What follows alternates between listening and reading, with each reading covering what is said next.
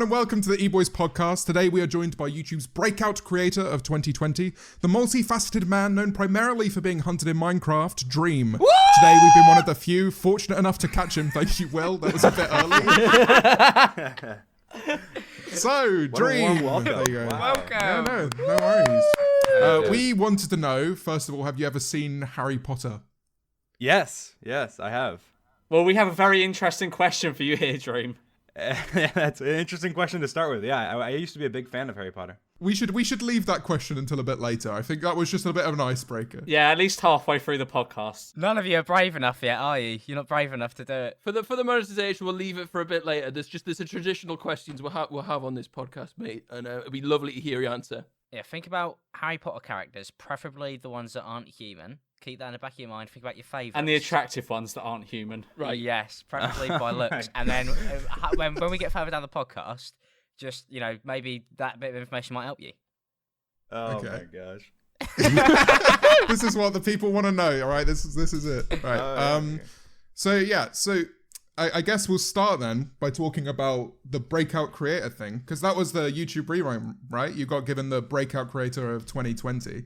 It's been a bit of a nuts year. I was wondering how it's been for you. Yeah, that was for the streamies, I think. But the streamies. Oh, but yeah, no, that was crazy. I mean, I really didn't expect it, I guess. But 2020 was absolutely crazy, I guess, for me, and I think everyone around me, all my friends and everything. And I honestly couldn't have asked for a better year. And that sounds kind of crappy saying during a global pandemic. But yeah, all right, mate. Leave some for the rest of us. We should have all got a streaming, really. Well, that's the thing, because Tommy was mentioning this in the podcast we did with him, that he was saying that COVID was actually a really good opportunity for him to really knuckle down and just start creating. Did you see a similar opportunity in it as well, or did it just happen to be that was the time that things started really accelerating for you? Well, I think that it was less of, where Tommy, he had more time, I guess. For me, it was more of just the fact that there was way more people consuming gaming content. Gaming content went way up. And I think it's because, one, people were gaming a lot more because all their friends were home and they were home and they're all playing together, which is why Among Us blew up. And I think so it took my already good growth and catapulted it because, there's triple, quadruple. Among Us was crazy. Yeah, Among Us was crazy. That was especially it's such creation. A shame though with Among Us. Yeah, with other people as well. The amount of collabs that were hopping off in that game was absolutely mad. That was just a growth hack for a while. Just everybody was on that. Yeah, because you could do so many collabs you wouldn't normally see, I guess. It was kind of the best way to meet people, and also the very worst at the same time. It's oh no, new creator, I fucking hate you because you've just been lying to me for half an hour. It kind of brought out the best and the very worst in people. But yeah, elite game. That's true. I think everybody had to detox off that game, didn't they? Everybody. I have not played it since. No, I haven't played it in months. Maybe the hype. I just haven't touched it because it got to the bit where there were arguments breaking out amongst friends and stuff over this game of these characters based on the fact that there's always going to be an imposter, but it didn't stop people. People really took that game seriously. You used to get really upset. Yeah. No. Yeah. Definitely. That game was a lot of fun though. I still played it recently, but. Not as much. I used to play it all the time, but I haven't played it as much recently. Does it still pop on Twitch and stuff? Oh, I think it will start to again when the new map comes out. But that's the thing. I feel like they kind of bottled it. Hasn't that map been in the making for ages? Because there was a second one, right? They made a second one. They've got 3, I swear.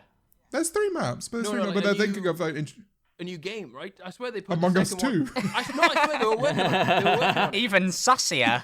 They were going to, and then they canceled it. I'm pretty shelved sure. it. Yeah. Oh, they shelved it, really? Yeah, because they've got the new map coming out at some point over the next year. Or they said that it was this year that the new map was coming out. I don't know when. I know they did a preview recently of the they had they showed a video of it, and it looks interesting to be fair, but I don't think it will ever have the amount of steam that it originally did. What was it? I think every content creator's praying about Minecraft though. Yonks ago, I've never seen a game come back like Minecraft. Oh no. And I suppose we've got the perfect person on to talk with you. It's bigger than it was. It's way bigger than it was back in its I guess heyday in 2012 or whenever. You feel it's? What do you say, George? It's way bigger than it was when it first blew up in like I guess 2012, like with like Skydar's Minecraft and all that. It's like way bigger than it was back then. How long have you been making Minecraft content, Dream? Just out of curiosity. Well, I mean, I guess it depends what content means. You mean like on YouTube? Yeah. I had a channel way back in the day, like in 2014, where I was uploading like trap videos and dumb videos. It's called, but then I started called Nightmare. Yeah, we love that. Okay, I need to know, trap. Are we talking the genre of music trap? No, or are we talking... no. That's really We're disappointing. talking like other players, like you would create like yeah. a creative trap. Trap-themed Minecraft montages. Oh, That's really disappointing. Yeah. I was expecting you to be a trap musician. Very Yeah, no, sad. I mean, I've been playing Minecraft since like 2011, I think, maybe 2010. Wow. Yeah. But I only started really you're an OG. making content like 2 years ago, and it's a Minecraft beta type stuff. Yeah, that's when I started playing back then. I would have literally been like 11. The reason I don't think that Among Us has that same kind of... I don't think it will have a comeback in the way that Minecraft did is... I relate a lot to kind of the resurgence of Pokemon, is it's kind of like playing on this idea of something that was very nostalgic for people, in a sense of like loads of people played it back in the day, and then for it to resurface, it's something that everyone can kind of get along with because it's something that they're You've already got comfortable that with and it past reminds them of a connection to time gone by, in my opinion. Yeah. I mean, I think Minecraft will always be, or maybe not always, but for a very long time will always be big, even if it has its ups and downs. And I think it's just because it's a sandbox. Like it's like Lego. Like you can do whatever you want. So yeah, they need to release like an update, like a new Lego set every once in a while. But still, you can be so creative with it that I think it really does stand the test of time, unlike other games. Well, is it one of those things that even when people said that Minecraft was dead, I had friends who were still making Minecraft content who were having the best months they'd ever had. Like the game has always been consistently higher than probably any other genre on YouTube. Really, it's now having this insane resurgence at the moment, especially with stuff like the SMPs. I think everybody's had an SMP now. How's that been going for you? How did that even come across? Because obviously it's named after you. Did you just create it and invite a bunch of people on? Is that just how it you and began? George, right? So it's an interesting story. So I think I take less credit for the SMP than a lot of people give me for it. But the only reason for that is that when I originally started it, it was just like it was just starting the SMP as like a normal SMP, just playing around with friends, and then I added Tommy. And he ruined it. I think Tommy had been, yeah, he totally ruined it. I wish I had never added him. Yeah, but I remember he asked me to be added back in the day, and I was like, not really. And then I watched some of his streams. I was like, oh, this. Yeah. The first time he messaged me to be added, I was like, I don't know. And then I watched a couple of his streams, and I was like, oh wow, this kid's talented. Yeah. And I added him to the SMP, and then obviously everything since then kind of I think a lot of it has happened on the SMP because of him, because I think it was a combination obviously of us, but I think that when we first started originally, like I was suggesting, like he started like a war with me on the server, and that's like something that doesn't usually happen on Minecraft SMPs, like a war. And then I suggested to him back then, I was like, oh, we should write things, like have it be more organized and do like epic stunts and stuff. People will know it's like written, but then when Wilbur joined, that's when it really took off, because then Wilbur had the idea of like, well, let's not only like write things, let's write it, but also let's make it so it's like has like a system, it's like a story, there's lore, there's there's lives, and so it was really I think Wilbur and Tommy really like revolutionized it. And yeah, that doesn't surprise me about Wilbur whatsoever. When I was hanging out with him pre-COVID, the amount of times he tried to get me into D&D, as soon as the SMP stuff happened, I was like, right, this is his replacement for it. I see this. So like, he just took all of that energy and just put it into something that ended up doing so well. Like it's been huge. No. I just want to point out though, James, me and you on Eboys SMP actually did the prison storyline first, so I feel like we get some form of money sent over for that. I would not even give us a similar amount of credit. In fact, I would feel insulted if I was Dream. Eboys SMP was a rival. Eboys SMP walks the dream SMP could run. That's hilarious. You mentioned about your kind of doubts initially in adding Tommy, which is quite funny. You've mentioned before about people only really being added to the server if they stood out to you as kind of contributing something to it. I wanted to know, is there anyone that you felt was who was the biggest risk in your mind adding someone to the SMP? Did you ever think, I'm not so sure about this one? It's me. That's a tough question. Next week. Yeah, true. Nice try. But yeah, no. Dream, take him, fella, please. Come on, he's yours. My application is in your DMs right now. Oh, No, I mean, I don't know. I really don't think anybody was a risk. I mean, if anything, it literally was just Tommy, which was probably the best, the best decision I ever made. But I think back then, when the reason I didn't want to add Tommy back then was because before he joined, it literally was, we were just playing. He's like a troll, and I was like, oh, he's gonna come on and like grief things and do these things. But then after I thought about it and watched his content, I was like, well, maybe that's good. Maybe it'll make it entertaining. Maybe it'll add like a flair to it that he's doing these things and we're trying to stop him. And so the first time he ever came on, we like put him in like jail, and we put him on like a trial, and we exiled him and stuff. And this was like all before any of the Dream SMP stuff happened. It was just me, George, Sapnap, and Tommy basically at the time, like doing this kind of role play, but not really like role play at the time. But yeah, I think that everyone since then, the only reason I add people is I watch their content, and then I realize I scout out people. I really do. I go on TikTok, I go on YouTube, I go places, and I look for people to add to the SMP. I do take credit for that. I think I've found a lot of super talented people. Like Simon Cowell, fella. You found some really great people on TikTok. Like, I'll see a Minecraft YouTuber on TikTok, and I just like count down the days until they end up on the Dream SMP, and it's only like 2 weeks later. But like the amount of people you've managed to cycle on, and every single person as well is somebody who is also doing well in their own right as well, which I think obviously really helps in terms of just boosting the server, but also just content creation, because there's some really great people. I know you recently added Hannah Rose, so I found her through TikTok. She does bits on there. Is TikTok for you something that you find as like really underrated? Because everybody wants to shit on TikTok, but the amount of Dream SMP videos I see on there are insane. I think TikTok's great, but I think that the biggest thing that TikTok has in its advantage is that its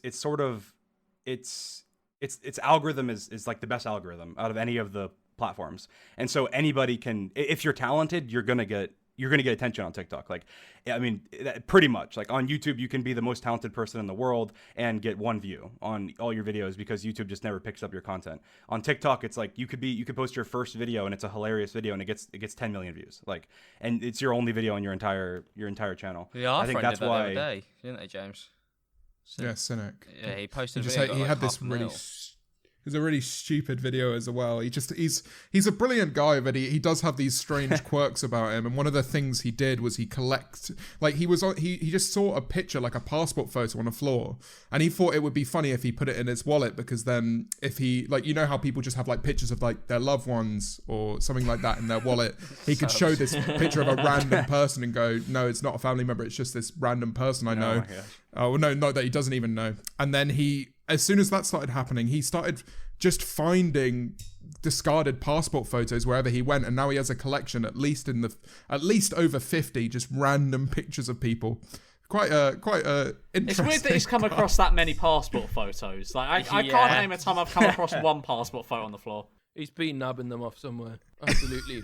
Dead bodies. That's crazy. He's been keeping them as trophies from his victims. Exactly, yeah, definitely. There's something really sinister about that for sure. It is very strange. It is definitely the best place just for initial, like, natural engagement to just go from, like, 0. If that video's got that little, just, you know, with that bit where you just feel either just something, it's like a laugh, or you feel a little bit of something, you know that video's going to go. I suppose that's just what happens with Safe. Yeah, I mean, like Rambo, who's one of the newest additions to the Dream SMP. I mean, he's extremely talented, and I mean, right now he's the #1 most sub to person on Twitch, and that was in the span of like 3 months. But I mean, how I found him was last year, like 50. I don't know. I know when I found him, he had a large following on TikTok. When I found him, and he was doing videos. Well, he was doing a lot of different videos, but there was the videos that caught my eyes were ones where he was role playing as if he was in the Dream SMP, and I saw him doing that, and he did like one where he was, and then the stream that I ended up messaging him, be like, okay, I'm adding this guy, was when he did a Twitch stream at like running for L'Manberg as like president. Like he was acting like he was running, even though he wasn't even in the S&P. And I was like, okay, this is great. This is great. This guy's great. He's gonna, he'll fit in great. And so, yeah, I messaged him. I think during that stream, I messaged him and said like, hey, what's your IGN? Just to like whitelist him then and be like, you can come on if you want. Here's the IP. Yeah, I think TikTok's amazing for finding talented people because the algorithm's so good. Yeah, Rambo literally had like 50 followers probably like last year because I didn't have a clue who he was until like he did a TikTok in one of my hoodies. And then like everybody tagged me in it. I had no idea who the guy was. And then he got added to Dream SMP 2 weeks later. Hannah, I found Hannah on my feed page and she got added 2 weeks later. Just scouting him out. But yeah, well, I think that's something I feel like I'm really, really good at least in my mind, is that I'm really good at recognizing. Like it's not just talent, because like talent, like you can be talented and you can let it go to waste because you're lazy, or you can let it go to waste because you're not dedicated enough, or you don't have that uniqueness that will make you stand out. Like you can be talented in a field where there's millions of people that are talented in that, and so I think it's not only scouting out talented people, it's scouting out people building a team, isn't it? You're building a team of individuals as well to make something big. Anyway, but obviously people who have a place. Yeah, that does fascinate me. Just because literally every single time somebody's appeared, it's like our mate Kai, he was doing gaming content, he'd been doing it for years on YouTube. He got to about like 40,000 subscribers, and then he came to me and he was like, "I know you don't do gaming stuff, but what can you do?" And I just went, "Do TikTok." And in the space of it's been 3 months, and he's got 500,000 on there nearly. Through Minecraft content on TikTok, it's mental, that app. And then you convert it into Twitch viewers and you go from there. One thing I wanted to say about Rambo is because obviously recently he's been moving more into kind of not showing his face, but like I've seen a lot more kind of content of him wearing a mask, somewhat like George, I guess. And I felt like, you know who Weston Curry is, right, Dream? Yeah. What do you? I've got to ask what you thought about, because I'm friends with Weston. I've known him for I'd say about a year now. I've got to ask what you thought of his fucking what was it? Not really a diss no, it's track. not a diss. It's just like a song or whatever. I don't know. Oh my god! Yeah, I thought it was funny. That diss track. Is it diss track? I have no idea. I don't know. I mean, I thought it was funny. I listened to it and I thought it was funny. I've referenced it once or twice on streams or like on Twitter. He is incredible. Can you guys please bring back diss track season? Do you know how good those always are? Minecraft YouTubers doing diss tracks for like that's like 80 on the steroids you guys are on. That's like a billion view videos left, right, and center. Whole world will be watching. I mean, obviously you've just started doing. Yeah, Alex is doing one, isn't he? You were saying? Yeah. He on his last stream, he was making one like on his live stream on me. Yes. But... Yeah. Oh god. He's been doing. I mean, Quackity. We've known about Quackity for a long time. I've known Quackity since he had like, I think we both had around like 20,000-30,000 subscribers. He was always just gonna smash it. That was always obvious. I have no idea when he made the switch into Minecraft. That just kind of happened. It's natural though for him. Because I think, the amount of like trolly content he's done online, I think as soon as you add someone like Tommy, as we spoke about earlier, in terms of having that kind of edge to it, that kind of like bullying edge almost, I mean, he's always had a place for that. And speaking about the music he's made as well, I remember the tech support scammer videos that he made back in the day are just incredible. Like he's always had a knack for like comedic timing and just like a very creative person. Yeah, he's hilarious. He's one of the funniest guys I know for sure.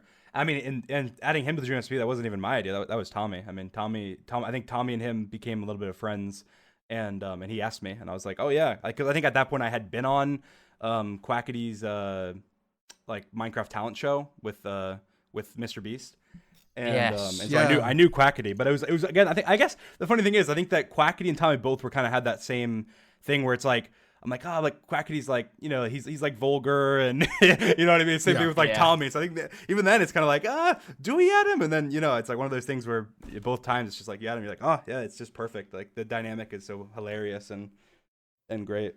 Let me just write that down. Just so be friends with Tommy and okay, all right. I'll just make sure I've got this. While Alex is lamenting what could have been, You mentioned earlier about the shift into kind of like that more role play content, and saying that it wasn't something that the SMP was ever intended to be, but something that kind of just happened. How did you find that shift for yourself? Because there was a poll recently, I believe, was it about this? I think it was, that said it was like, who's your favorite actor in the Dream SMP? And I think I saw that. And I was just wondering, like, how have you felt kind of transitioning into that type of content? At least maybe it's not what you put on your main. I think I'm really into stuff like that. At the beginning, I definitely wasn't any good at it. Like, if you go back and watch originally when we first started, I feel like unless it was just like battles or something, then I'm like, okay, I can do this. But actually, like acting or role playing or anything, I was pretty terrible at. But yeah, no, I mean, I didn't expect it to go in the role play route.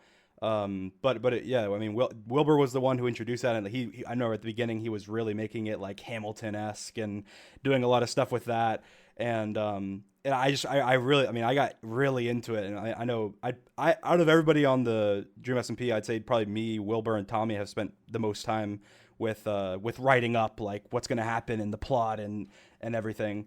Yeah, so I got really into it. I'm still into it a lot now. I mean, I like obviously now that it's been a while, like the prison before it even happened was planned like 3 months before it happened, and then now what's going to happen? After I got put into the prison, the lore that happens after that has been planned out for the next like 3 months. From then, and I think that's something that. Yeah, so I mean, it's not always like that, and a lot of times what happens, we plan like these major events, so it's not like we have all these scripts planned out, but it'll be like, okay, this is gonna happen, then this, then this, then this, then this, and everything in between is like very, like, I don't know if this would be spoilers for anybody watching, but when I killed Tommy the other day, that wasn't planned until the day before that stream. And so we had planned that he was going to get stuck with me in the prison. And then when I was calling with him, he's like, oh, I want to end it with some twist. And then I just had the idea. I was like, oh, like, what if I just kill you? Because I was like, I can bring you back and it'd be like this epic moment. It was his last canon life. How dare you?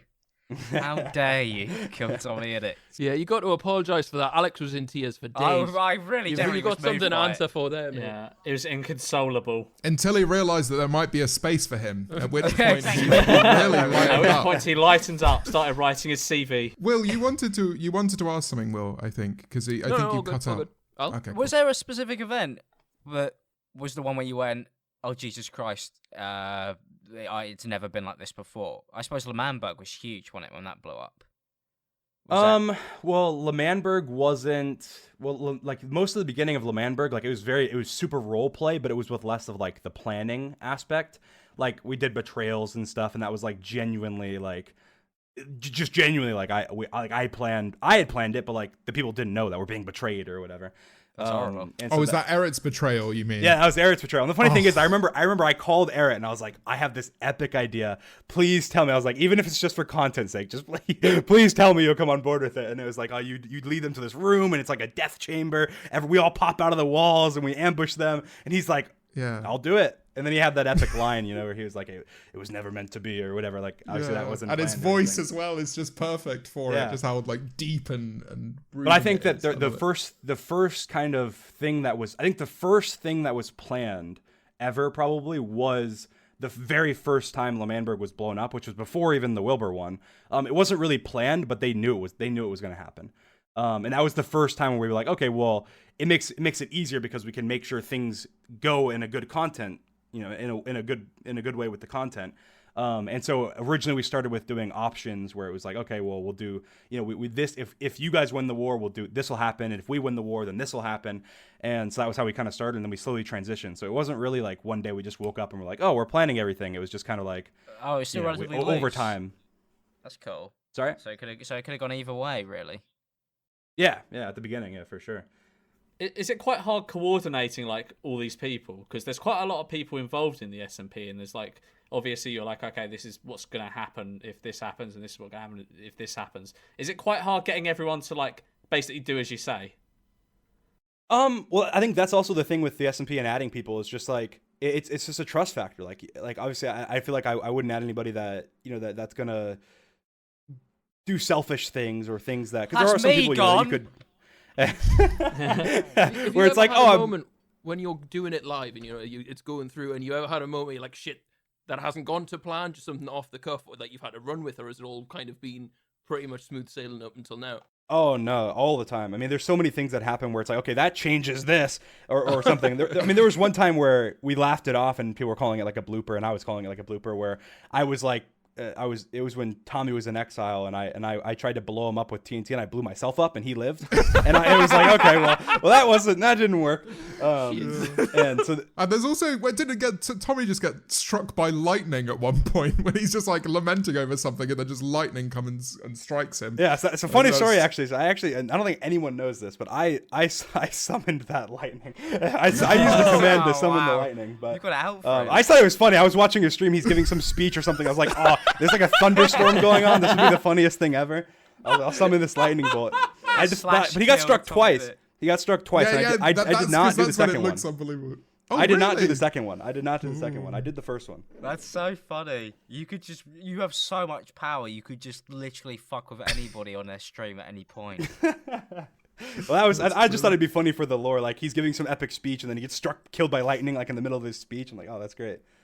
Yeah, One of the I guess that's oh, go on, James. No, you go on. If you want to talk about this, one of the craziest things that I've seen coming out from all of this, and this is actually how I first found the SMP, was through, is it Sadist animations? Those animations, they were all over my TikTok view page, and those are incredible. Is that something that you guys like asked for, or did that just kind of start happening? No, that just started happening. And I mean, yeah, Sadist is amazing. Yeah, their animations and all the animators, like obviously in the do Dream SMP animations or just animations in general.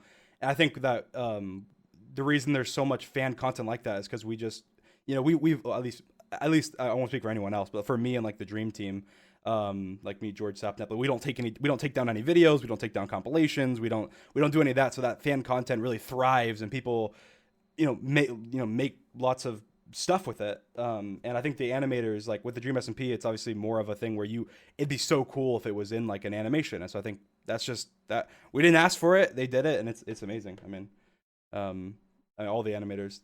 Could you imagine? We don't have anything. But I mean, could you imagine people trying to animate the Harry Potter question? Oh, it'd be horrific. I think that's a good segue, Alex. Go on then, Dream. Feel free to just press a button and veto this section of the podcast, but I do kind of want to know your answer on a personal level. No, you're not allowed to. You have to answer this. It's what's it? It's like you have to do it if you come on the Eboys. George, you've been eager. On, so you can do the honors. Okay, let me ask you this question, Dream. Okay. If you had to have intercourse with a Harry Potter character that wasn't human, which one would it be? We've all answered this. I don't know all the characters that aren't human. But, hey, you told us you're a huge fan. We've had extensive discussions on this podcast about it. We're counting not human also includes humanoids that aren't human. So it includes like your house elves, Dobbies, your creatures. It also includes ghosts because they're Headless not living. Nick. Nearly headless Nick. Okay. You got Nearly headless. Buckbeak. You got some great characters. The three-headed dog. What would you pick? I have no idea. I need to see like a catalog. I need to make my choice. I mean, get the catalog out with all the pictures. Shall I send you some of my favourites? Yeah, I've got some great pictures. I hate this question. It makes it sound like it's something he regularly thinks about. I'll send you my favourites. Well, we talk about it every fucking podcast, James. Hang on. I'll put. This is going to get harder because there's going to be some. There's Aragog. There we go. Oh, God, that's disgusting. Have you not watched Harry Potter? I feel like you could get a lot of inspiration for Harry Potter out of that. Right, I have watched Harry Potter. Yeah. Well, you must have a character then. Basilisk. We've got Buckbeak, a fan favourite. Yeah, Buckbeak is your favourite. You're like throwing a hot dog down a hallway. Okay, Buckbeak is such a weird conversation. You almost got to settle. Yeah, Buckbeak. Oh, not Dobby. If I had to. Not Dobby. Not Dobby, put him up like that. Do not send Dobby. Come on now. Look at his sad little eyes. Oh my Get God. him off my screen. Yeah, Dobby. There's something wrong about if you pick Dobby. Like, there's something really strange about that, really. Isn't there? Oh God. I feel like I just have to like roll a dice or something. Like Yeah, get roll a around die. that way. I guess let's bring us back on topic because you mentioned the dream team. Afterwards. We could just cut that whole section. Imagine.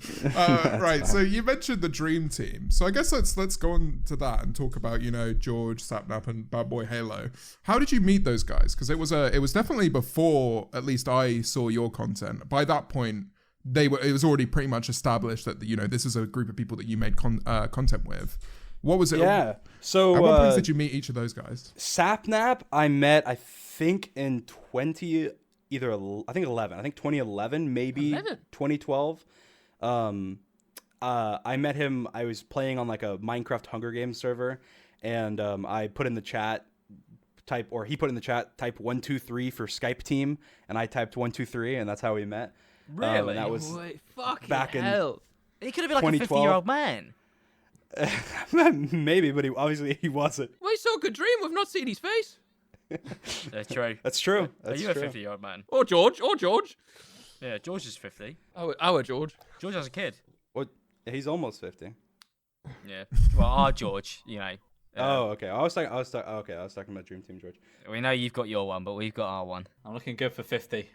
I'm looking good for 50. But yeah, and Bad I think I met in 2013. Maybe 2014. I think 2013. And again, I met him on a Hunger Games server.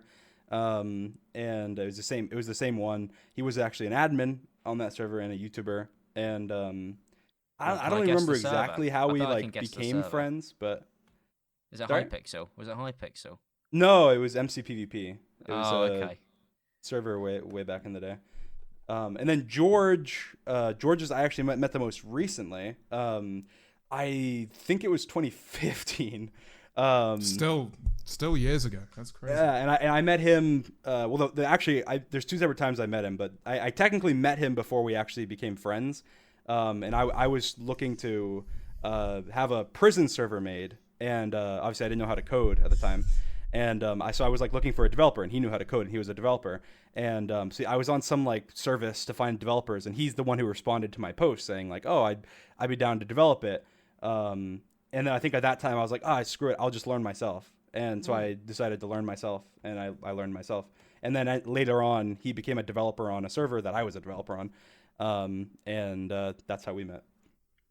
Wow, so that's crazy then. So it's been, very established friendships and connections. Has anything ever been like, I guess as everything's blown up, has it still remained like very tight knit? Have you ever found like issues in terms of like drawing the lines between friendship and work, or has it all just been quite plain sailing for you guys? I mean, obviously, there's always disagreements. Like even in friendships when you're not working together, there's disagreements. But no, I mean, I feel like our friendships are, at least in my opinion, probably closer than we were before YouTube, and obviously because we do almost everything together now, like regardless of because before obviously there were sometimes we didn't do work together, or but we only did in our free time or whatever. But now it's like everything we do is either work or we're hanging out or whatever, and I think we become way closer than even we were. And yeah, I mean obviously like now Sapnap lives with me, and exactly. And I think down the line George probably eventually will. But yeah, no, I think it's strengthened our friendships if anything. How does it feel now, kind of moving in with someone that you've known for that many years in a virtual realm? How does it feel? Does it feel like you've almost kind of consolidated whatever your online presence is, and the fact that this is now your job? So how did that feel for you actually moving in with him? Well, it's awesome, but I think the realization will really hit like once COVID dies down and we can actually like do things together and stuff. Because like right now it's mostly like oh we play chess or something like on a chessboard or whatever. It's like just there's few things we'll actually go and do because we're not going out and doing things. For sure. Yeah, how many of the Dream SMP members who you not met in real life? He's the only one I've met in real life. So wow, and it's that big, and it's I thought you were going to go a different direction that well. I thought you were going to go how many Dream SMP members have gone outside. And I was going to Same number. At least a couple. We don't. Just with COVID and stuff, you're thinking you've built such a huge thing, and it's not. And plus, moving in with someone from knowing them on, like you don't know if they fucking do the dishes or they'll like leave loads of shit around of them just playing Minecraft. That's the worst possible thing that could happen. That sounds like a risk. Yeah. God, I couldn't think of any other worse problems you could have with moving in with a stranger online. Yeah, true. And obviously, I've known him by far the longest. I've known him for like almost 10 years. So, it's one of those things where it's like it was surprisingly like it's like almost no different. Like, I don't know, like it is slightly different, obviously, in that there's benefits to it. But there's not. It's not really. Night. It's just like I think because we've known each other for so long, it just feels the same. Like, How did your parents feel about when it all took off? Did you have to relatively get permission, or did you just be like, "I've got loads of money now, goodbye"? So I moved out before I started doing YouTube. But that's easier. that's easier on you for sure. But when I the thing is, when I quit my job before I did YouTube, to do YouTube before I had anything like on YouTube, that was that was interesting. I remember I was like I was being like I was acting all super confident and everything, but I know I wasn't as confident as I was putting off. But my parents are always been super supportive and everything. And what was your job? What was your job before all this? So I worked at Apple, but I worked as I moved up really quickly. Actually, I actually started as like a support representative for Apple Care. But then after that, I dream moved jobs up and... I've got down here. What? The reincarnation of Steve Jobs. No. And did you say quitting that was rough? Yeah, well, it only was go? because I know I was getting paid very well, and I was like, but I saved up a lot of money from a couple jobs that I was doing, since I was like 17, and I was like, I have enough money where I can last like 6 months. I can last about 6 months without making any money. And I was like, okay, so if I quit now, and if I can make it to where I'm making money, even if I'm just making enough to live in 6 months, I just have to do that in 6 months. That's it. It's one of those motivation things where it's like getting thrown in the pool. You have to swim, otherwise you die. And so I by cutting that off, I was like, all right, it's either I make it or like this could go really, really wrong for me for my life. Like if I don't. And where were you at that 6 months after you took that jump? Did you ever look back at that 6 months and go, that turned out all right by then, I'm assuming? Yeah, no, I think I was at about 300,000 subscribers. And when I quit, I had 1,000, but that was from my channel from 5 years ago or whatever. So I was starting from fresh, basically. The first 3 months after I quit, I didn't do anything on YouTube. But I was studying. Like by studying, I mean like I was literally like I was just watching YouTube videos and looking into how things worked and coming up with my strategy and what I was going to try and do.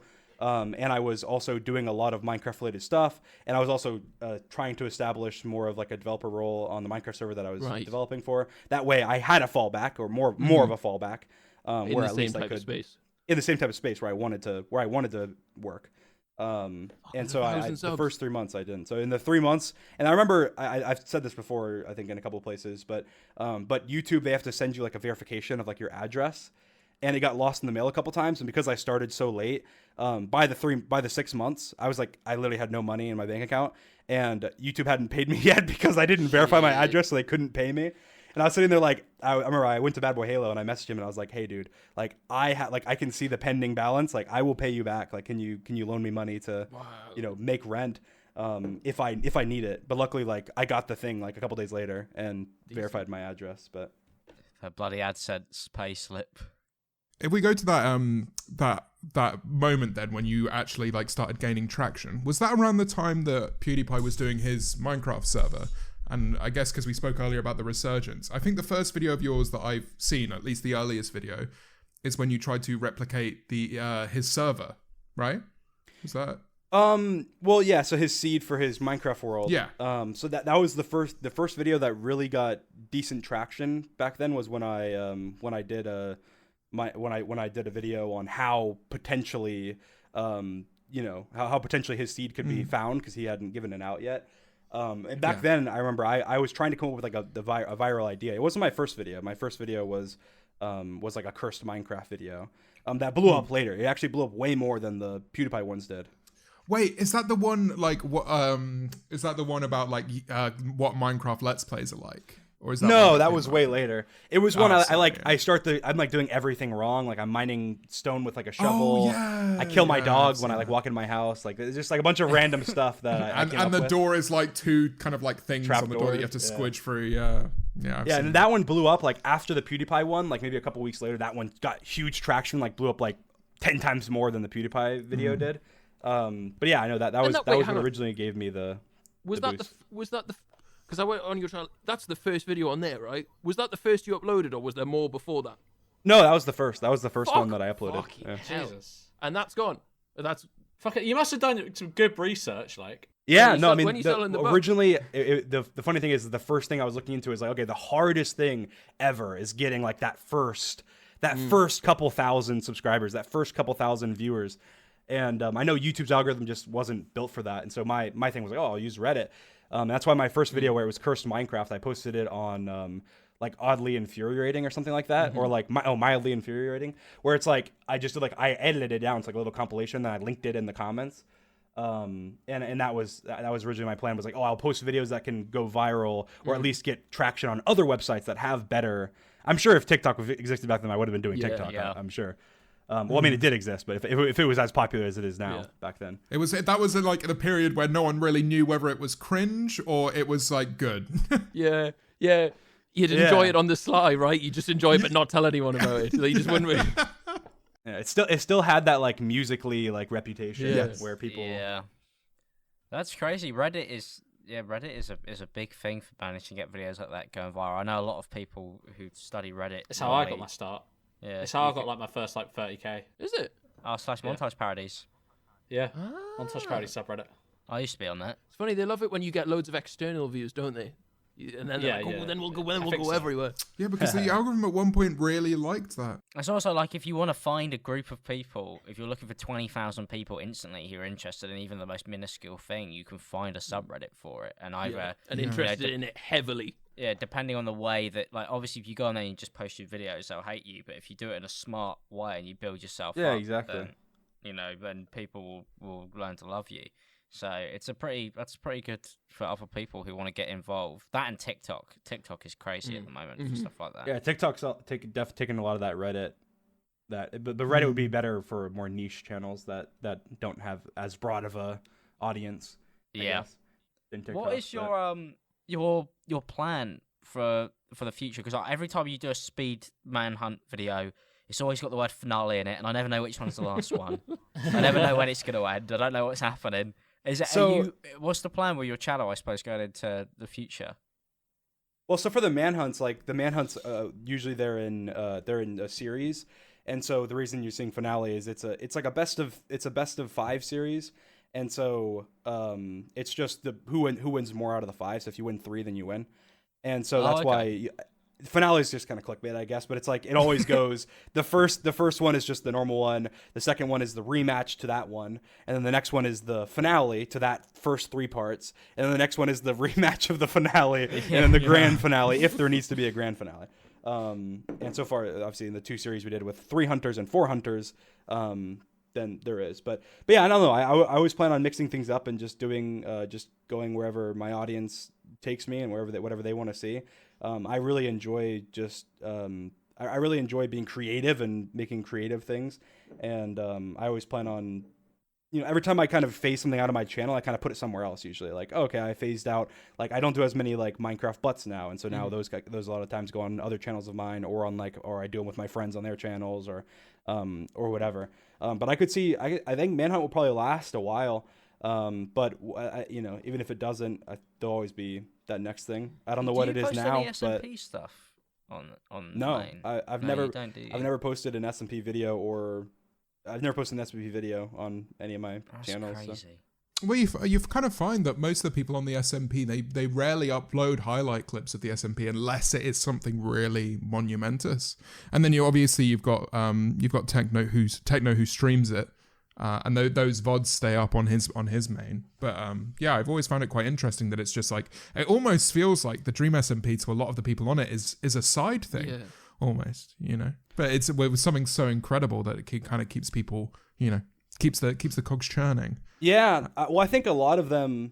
I think the interesting thing is just that for the SMP, like maybe I'm wrong in this, and hopefully they don't take offense to this, but I think a lot of them don't have much a lot of them come in with not much experience. Like obviously some of them have a lot of experience with like YouTube, but like a lot of them have never, like before they joined the SMP, had never uploaded a YouTube video, or had only uploaded a few YouTube videos, or has never uploaded like too much, like doesn't have too much experience making like. Like unlike Tommy, who did do Dream SMP content for a while, or like Technoblade, who joined, who had been making like YouTube videos that are very similar, and he can cut them up and do streams and whatever. But yeah, I think that there'll probably be more of a shift for people to start doing more. But I know like people recently have started uploading highlights on like other like their second channels and stuff, where they do like stream highlights and clips and whatever.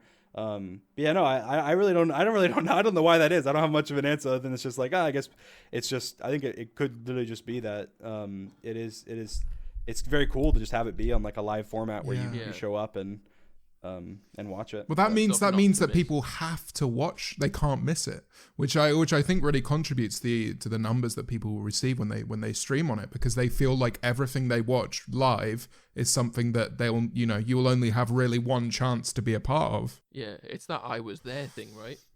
Yeah. I have a question about your thumbnails, because I've noticed in the last few, they've all been really similar. I'm guessing that's by design. I'm just curious as to why you do that. Well, it's like a lot of YouTubers, like let's say they have their face, like a lot of YouTubers will put their face on a thumbnail on like the bottom left, and then it's like, oh, they rotate their face and it's the exact same expression, or they do like just a very similar face every single thumbnail. And obviously the reason for that is their audience, as soon as they see that on their page, they go, oh, that is a that is a PewDiePie video or whatever it is. And so it's similar to that in effectiveness, and that people see that and go, oh, that's a Manhunt video, or oh, that's a Dream video. In some way. And obviously they see my skin, they see me looking up like that. And I've tried different variations over time, and that one was the most successful. And so I kind of ran with that. Now it kind of annoys me that I'm like, oh, my last 4 videos all have like this thumbnail that look like exactly the same. So if it works. Yeah. So I definitely do plan on mixing it up, and there's a lot of things that I want to do, but sometimes it just throw a bit of lava in there, bit of yellow, bit of orange. Yellow text. Are you going to keep doing like speedrun content then? Like, because you said that you're planning on doing like more creative things in the future. Will they all revolve around like speedrunning Minecraft? All the most of your. No, I mean I'm down with doing whatever. It just depends on, like I said, where my audience takes me. So obviously these videos are really popular, and I really enjoy doing them, and so do my friends. I know that the Hitman video that I did doesn't involve speedrunning actually at all. It's just survival, which I think is like Manhunt. Even though technically you are speedrunning, it's more that gives the video like a storyline. You have to start in the overworld, then you have to go to the Nether, then you have to go back to the world, then you have to go to the end. And so it's like this constant thing where every Manhunt you can expect a certain flow, and it makes the videos flow really well. And it gives it a momentum and a time limit as well. I think those two things are very important, because it adds pressure. And then you can kind of capitalize on that pressure with music, or exactly, like those kind of epic moments. Yeah, and if you die once, then you're out. And so it's just like this epic, this epic collection of events that happen to speedrunning makes it so much better. But like obviously Hitman did really, really well, and I my next video that we recorded yesterday actually is another Hitman, but like slightly we adjusted the rule slightly and how it works. And that's more just about survival. But I think in like Manhunt, it's like you're surviving, you're setting up traps, you're doing things that like you never would do in speedruns, like you never ever would do in a million years in speedruns. But it's that aspect of just you're beating the game. And so it's kind of like, I mean, some of those videos take like 4 or 5 hours, like just like from start to finish. And that's like a slow run. Like, I mean, I feel like you could beat the game like 5-6 times, probably more in that time frame. Even if you get bad seeds. So it's like, it really is just that pressure adds so much to it. But I feel like doing a lot of intense content is stuff that I really do want to do. But yeah. Is your plan to face reveal next year, or?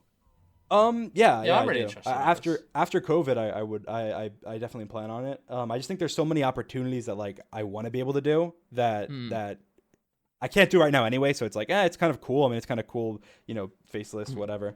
Like, and all the mask art and everything is really, really sick. And but I definitely in the future I want to, and I would plan on it like right after COVID dies down enough to where I could do an event or something. I don't know. Do you have anxiety around, like, because I know I have massive anxiety around this, because at times I'm like, oh, if I show my face, I'll be able to do so much more, like, in terms of, like, my own channel and Eboys and everything, really. Do you ever, but I'm kind of held back by this, like, fear that, like, my channel will just, like, die because I guess mystery's gone or whatever. Do you have, like, a fear of that?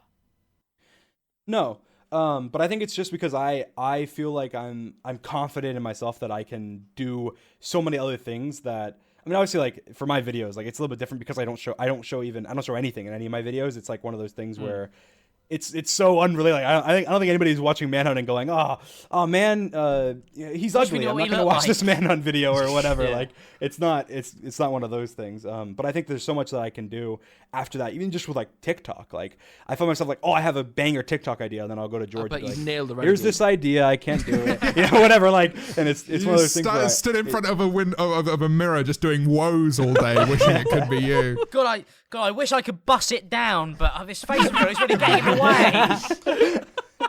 Yeah. Fuck. Just put the mask on. Just put the mask on. But yeah, there's just so many.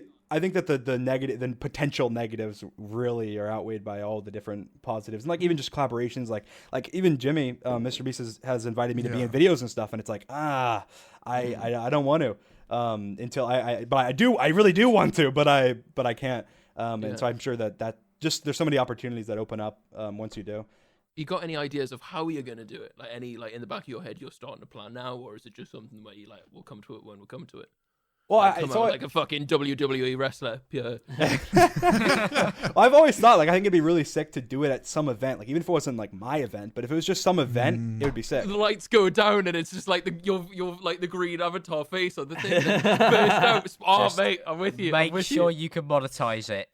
Yeah, and that's what I'm talking. But I'm saying even if it wasn't like a dream event or something, if it was like, I mean, just some concert or something, or like literally it could be anything. It's just like, oh, I just work a coordination, and that'd be so sick, so sick. You should do it on Fortnite. Yeah, in Fortnite, you could do it in Fortnite. In the game, Fortnite real. Like a Fortnite.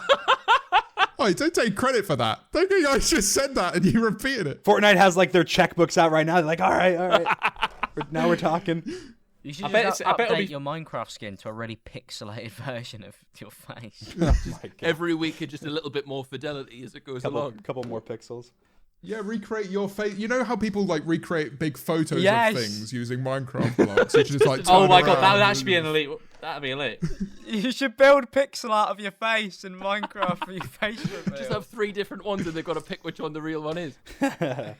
I mean, there's just there's so many cool things you do. I just feel like I wouldn't want to I feel like it's also kind of weird, like just posting a video or posting a picture and be like, oh, here's what I look like. Yeah. I just feel like that's kind of weird. Like even if it's literally just like a meetup, like where I'm just doing a meetup and people can take pictures if they want. Even just in that way. Nah, I you could see gotta like doing come it. in from the sky, or like there's gotta be parachuting in. From the battle bus. You can do it on our channel if you want. If you want to do it, you can do it on the next Eboys video. We'll do your face reveal for you. Yeah, nothing quite as grand as an Eboys podcast. Actually, you just want to turn it on. Yeah, get your camera on the Eboys fuck me. podcast. That'd be fantastic. I think it's definitely an important discussion because up until this point, I've noticed that the way you've spoken about your own appearance is fairly cryptic. I put up a tweet last night just for like a short little kind of just to put out to see if anybody wanted to know anything, and the amount of people who said, how long is his hair? He's dodged this question. The amount of people that were just going, he said his hair is wavy length. What does this mean? It's like there's people at home doing equations in their mind trying to work out what I think it's just wavy people length. it's mostly like the fan artists. Like they just want to be able to draw more accurate depictions of like hair and stuff. And so I mean, it's not like I have like a ruler and measure my hair or something. I have no idea. It's just like I don't know. I have no idea. I don't even know. I don't even know how to, that's the problem. I don't know how to answer that question. It's like I have no idea. You should leave clues, man, in the SMP. Little hair cuttings. I mean, I think that a lot of the depictions in terms of their hair length and stuff and the artists are pretty accurate. So that's why I've never felt the need to be like, oh, go out of my way to correct go them. and Yeah. say something. But Actually, massive in green and a big old mohawk. Big green mohawk. True. That's it's the actually like Rapunzel length. one. How's everything with the music going? Because I know you just released Road Trip, wasn't it? And that did really well, and everybody seems to love that. Is your plan to do more music stuff? just going down the line? Yeah, I mean, I would really like to. I think it's one of those things where like I just would enjoy doing it just because it's a way to like get out like emotions, I guess. Like it's such a unique way to express yourself that like I obviously even on like Twitter, even if it's like sadness or whatever, like I love being like super positive and super like just not talking about anything that could bring people down or anything on any of my platforms, like whether it be Same. Minecraft or I'm just like that. I'm a really positive guy all the time. Social media. There's a fucking Eeyore over here. But yeah, so I think that music is a good way to like express that, and I mean people seem to like it, so I could see myself doing more for sure.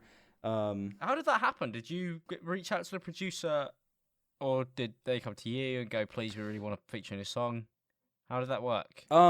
So I reached out to Parker, which is PM Beta, which was featured on the track. But I'd had the idea for a while. I was like, oh, it'd be really cool if I could do a song like or something. Even if I didn't I didn't even push it on my channel. I didn't do anything. I want to make it completely separate. It's just people want to listen to it, they can listen to it. And I know I reached out. I saw a TikTok actually. It's so funny. I saw a TikTok of PM Beta. He was doing rapping people's stories. They're like putting in the comments, and I was like, oh, that's sick. And so I reached out to him. I was like, hey, look, you can totally just say no, but I have no experience making music. I have no experience writing music. I have no experience doing any of this. I was like, I have a couple ideas for songs that I would love to do that are like emotional to me, that I think could be turned into catchy hooks and stuff. Yeah. And then he came back and he was like, oh hell yeah. And then we worked together. So it was a really TikTok interesting really process, is the one, isn't it? What a platform that is.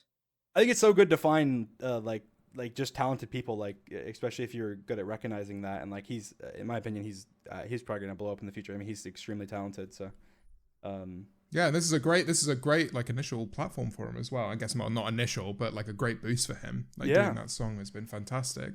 How did it feel? I wanted to know like what were your nerves like on the night before? How did it feel when it actually released? Because obviously there's something, being someone that's released music as well, there definitely feels like something more intimate going on there between uploading just like a YouTube video where it's like a, just a kind of entertainment, and then releasing this piece, of like content about your life or going into a topic that you kind of haven't covered elsewhere. Yeah. Was it like quite an intense thing, or how did you feel about it? It's so weird because like I think it was probably the most nervous I've ever been in my life. And that's so weird about like everything else I've done. Like everything else I've done has been so like even when I'm like, oh, people would expect you to be nervous in this certain situation. Like, not really. I mean, I'm pretty good at controlling my nerves. But like I got sick the day before I released it, and I was asking my mom, I was like, why am I like, why? I'm like, I never get sick.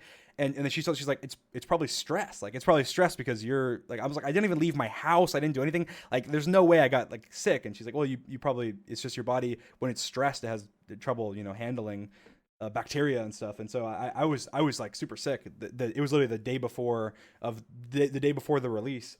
I got super sick, and I was extremely nervous. And then as soon as it was released, those nerves just like went away. Like it was just like in an instant almost.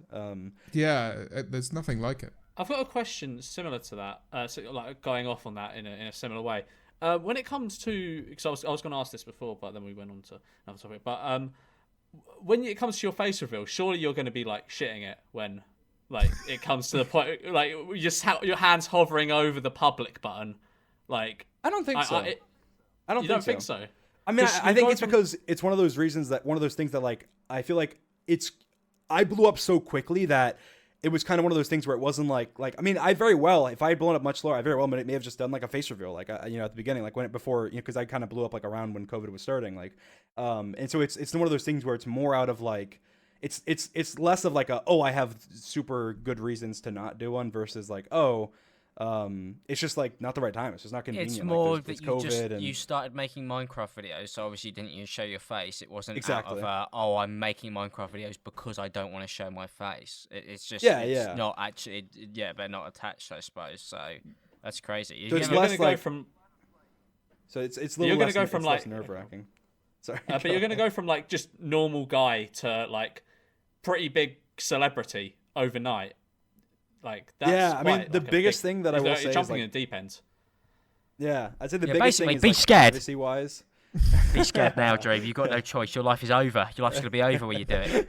Otherwise, I'll be terrified. Yeah, but I'd say privacy is probably the biggest thing where it's like, you'll be recognized out in public, and you'll have people getting into your life and stuff. But it's one of those things where to me it's like, maybe I'll change my mind once it happens. But I feel like I'm not as bothered by that, I guess, maybe than most people would be. Like, someone comes up to me in public, like, I guess maybe the 10 millionth time it'll be annoying, and I'll be like, this is the 100th time today or whatever. But have you ever had someone like recognize you? I mean, obviously we haven't been out much this year, but have you ever had anyone recognize you from your voice?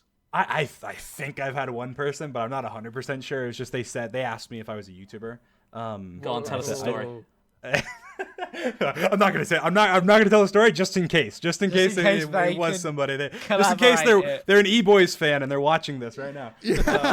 Don't worry, they are not. But no, I mean, the thing is that it's kind of like a blessing, like COVID. Like, I hardly ever go out, like go out places, and definitely not places where people probably would recognize me. And America's really big. People don't realize how big America is. Like, it's not actually as small. In England, you get recognised a bit because it's a small place where everybody knows each other relatively, but it's not the same over there. Yeah, it's definitely a little different. I was just saying, what's it like? What's COVID like over there for you? Like, is it strictly lockdown like we are? I mean, there's been times where it's gotten really strict, and there's been times where it kind of goes like back and forth between things. But yeah, I mean, I think it's been bad, and it's been bad, and I think people, it's finally starting to kind of go down. I think the vaccinations have been, I think like yesterday it was like 3 million in one day or something that people got vaccinated. So, nice, decent. Yeah, we're getting there. Summer's on the cards. Maybe not. James's trip to Tokyo, maybe not the same. Oh my god, I'll explain this. Basically, I have a video that I uploaded, I think it was early March last year, where COVID was a thing, but at the time I thought, this is an Ebola, right? This is going to be over in a couple months, but the plane tickets are so cheap at the moment. I'm going to make the most of it. I'm going to book some flights for late May. I'm going to be in Japan for a few weeks, really cheap. It's going to be fantastic. I booked it. In a video, I show myself booking it, and I go like, if you don't book flights right now, you're a pussy, and you're doing it wrong. And now we can't shoot with this man in person. Yeah. He's the one we can't shoot with. You cursed it, James. Well, I will say, like, there was one tweet that I liked back in, I think it was like January or something. I think it was like an Elon Musk tweet where he tweeted something about like comparing the flu to it or something. Oh, God. And I remember going back and unliking that a couple months later, like, oh God. Like, that was not, that was like, he was totally wrong. That was not good. Elon Musk, he brings bad omens, that man. Yeah, you see, I put myself in the same, IQ pool of Elon Musk. Or, I think we both had a very similar. No, the whole Japan thing I've messed up. Yeah, I feel like a lot of people didn't take it as seriously as they should have at first, and a lot of people didn't really think too much of it, especially because like I don't know about especially in the UK. I know it started a lot later in the UK, right, as compared to like the US. Yeah, relatively. It was in Spain before it was in England. Not really. It was about the same time, I think. Yeah, we it kind of didn't accelerate as quickly here as it did other places. But then when it did, we were. I remember Italy being fucked, and then us being like, I'll not come here, and then we were like the same situation like a week later. I was like, and Greece was terrible as well, for what I remember. It's mental because we're an island and we can't contain the virus. It's just. Oh, it's been terrible here. They literally closed the borders not long ago. Yeah, that's how far behind we are. Like, I think it was like in December they closed the borders. Yeah. Oh, we're all gonna die. Yeah, no, it was really recent. Yeah, no, it's mental how how long it took them, but it's beginning to die now. I can't imagine what getting on a plane is gonna be like when this is done. I remember I made some tweet. I think it might still be. Maybe I should take it down. But it was back when I'm gonna find it. Screenshot it. I think coronavirus had like just started or something. I think I was growing. I was like, I think I said, who's gonna hit 1 million first, coronavirus or me, or something like that in some tweet. Dream exposed. Big Twitter thread incoming. Just for context, it was you, right? It was you. Yeah, who won that? I don't remember when it was, but I remember tweeting something like that. How many private quote tweets can we get on that one, everyone? It was George's idea. If anyone's getting canceled, Okay, blame George, it was George's idea. Well, speaking of George, because you obviously you haven't had a chance. Well, no, you have met him, right? Have you met George? Him- Am I me? wrong?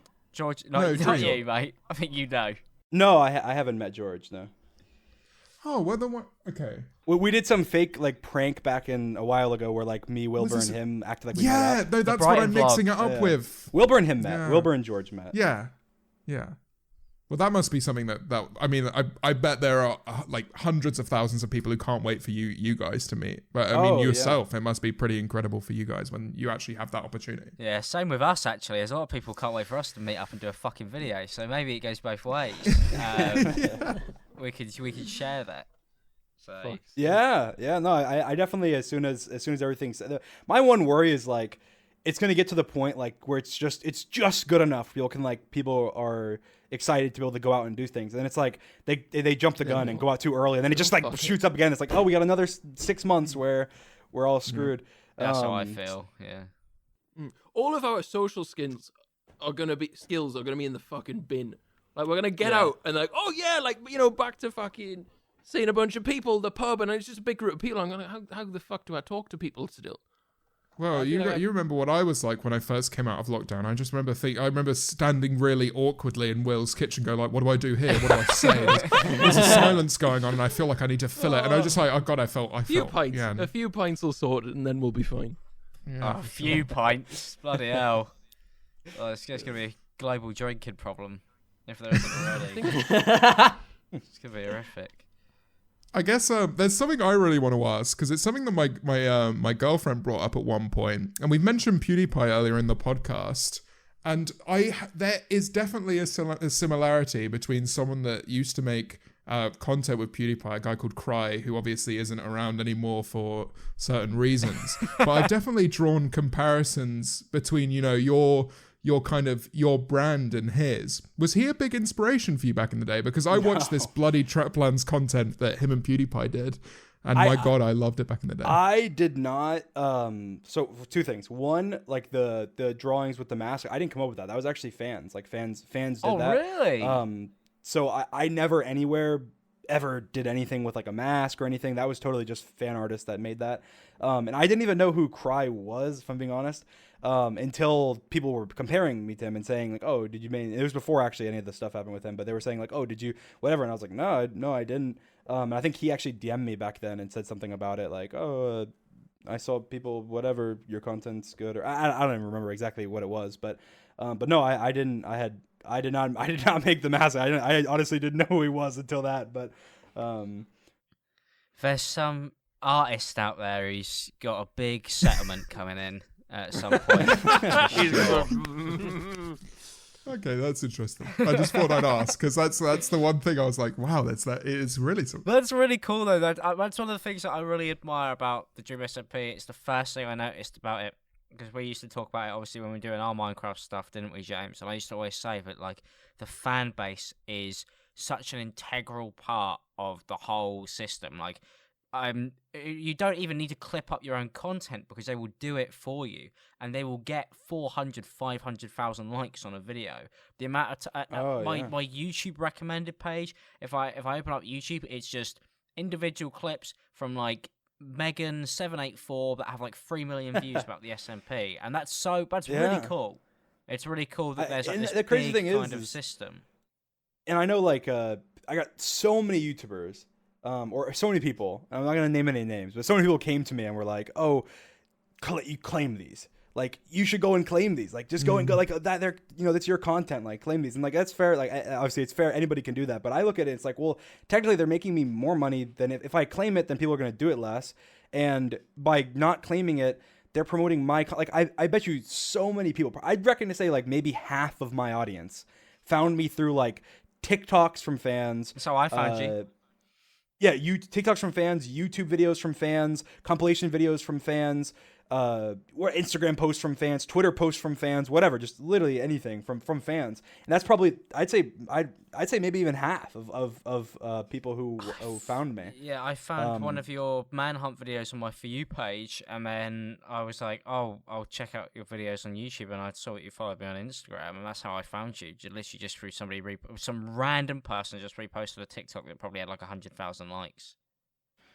It's mental. I mean, I've told people like the reactions and everything people usually get like mad about. Like I love reaction channels that react to my content. I've given them. I've reached out to like tons of them and said, hey, here's the service I use for my music. You can use this to monetize your videos. That way you don't get claimed from even the music I use in my videos. That's I sent a bunch of reaction videos, like packages with like my merch and stuff.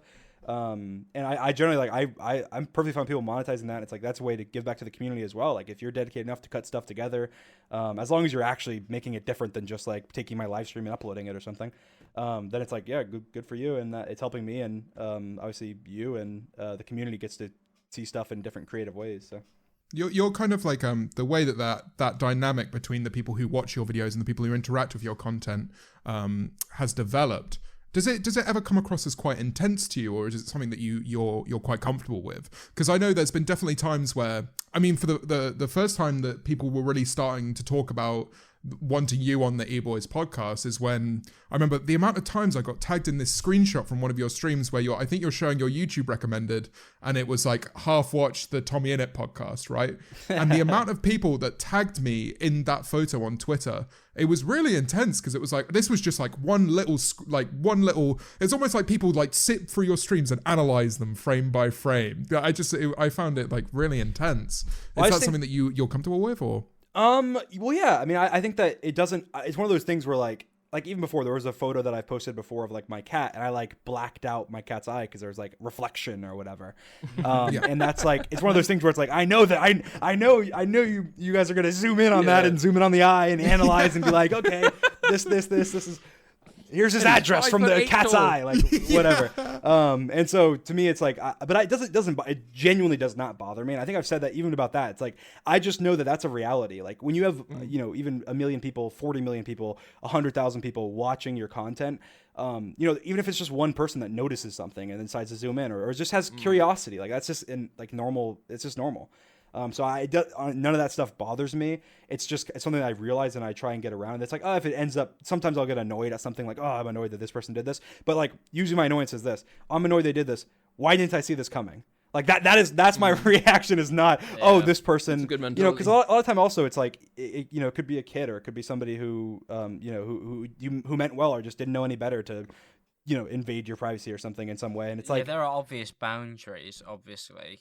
A lot of people want to blame an entire fan base for a real minority's like over obsession or whatever, which I always find strange, because it's always a few people, but obviously because it's sometimes people do stuff so crazy it gets blown out of proportion. Yeah, but so I think it really is. It's one of those things where I put it on me. It's like, okay, well, I obviously, if people want to, I don't want people invading my privacy. I don't want people stepping, crossing my boundaries, whatever. But if there is something like that, like if I post a picture of my cat and somebody zooms into the cat's eye and sees like me naked or soming, like that's my fault. Like I should have zoomed in on that cat's eye. Taking pictures of your cat You really shouldn't be getting close to your cat naked. Cat picture now. You'll find. It's like an Easter egg. Yeah. Fucking hell. Fantastic. So I take a lot of responsibility in that. It doesn't really bother me. Sometimes I get annoyed with myself, like, I should have seen that coming, or whatever. But okay, so I guess the response to that is that the scale of it doesn't particularly matter, whether it's one person, whether it's hundreds, or thousands. Yeah, I get that. I think that, to be honest, that's everything that I really wanted to address. So unless the other boys have something they want to talk about. Yeah, that was a great episode. I think that was a fantastic episode. Thank you for coming on, Dream. It's fantastic. Thanks, Dream. Yeah, thank you for having me. Cheers for your time. It was a lot of fun. Could you just quickly tell them to what do we tell them, Alex? Rate it 5 stars on Spotify and iTunes, and subscribe to the channel. Subscribe to the Eboys channel, and watch the highlights channel. And could you just say, Dream, downvote the Waffling podcast and the Fellas podcast, and what's the other ones? The Happy Hour. Get that one down the chart as well. Thank you. The Dream said that, not me. Okay, yeah, get us to the top. And we want to get the Eboys podcast on Twitter trending, right? That's what we want to do. Yes, Get it on we do. Twitter. Yes, There we go. yes, we love About that. time. Everybody tweet your favourite Harry Potter character at us. All 12 of you watching, let's get going. Get those fingers going. Yeah, get your favourite Alright. Harry Potter character at the ready, everybody. See it on Twitter. All right, you Get lot. it going. Thank you very much for watching. We will see you guys later. Goodbye.